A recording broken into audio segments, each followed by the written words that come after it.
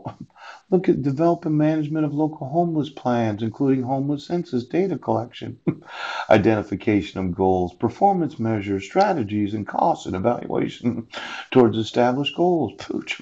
Rental vouchers payable to landlords for persons who are homeless or below 30% of the median income or in immediate danger of becoming homeless.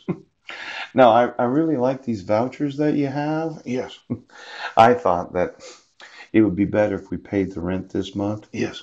And then I thought it was better if you enforced my rights and the rights of my family. Ouch. Advocacy for those that are victims of crime. Yes. Now, this is really good. They have the Home Security Fund account. Yeah, is created in the state treasury. Oh, subject to appropriation. You know, this word appropriation, I hear it on the television all the time. It seems that those that get elected to office, they like to appropriate funds. Yes, they do. Could you call the state treasury in every state of the United States? And I'd like to know how much they are spending supporting mass transit. And then I'd like to know how much they are spending, yes, supporting the advocacy of those that are victims of crime. Now, let's say that I must be deposited in the account. State Port Surcharge Established RCW 36.22.179. I'd like to know those account state treasurers of every state of the United States because, you know, if I don't get my sons today, I'll sue every bus system of the United States that has any knowledge, yes, of the refusal, because a lot of you have what's known as bus security personnel. They've looked at me quite wide, and in the sense that, well, look at this guy's going out to homeless shelter again. You remember that.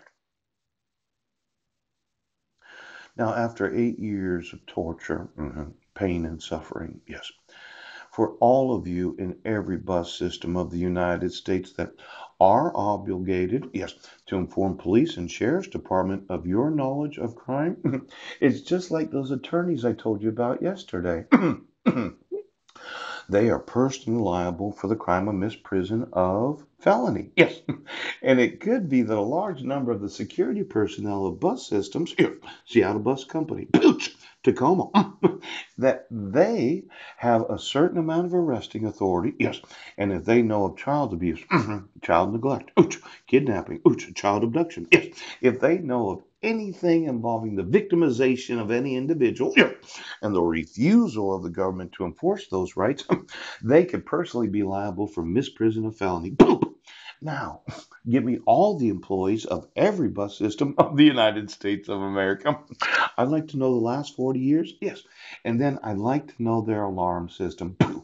Now, let's say you have yourself a nice place.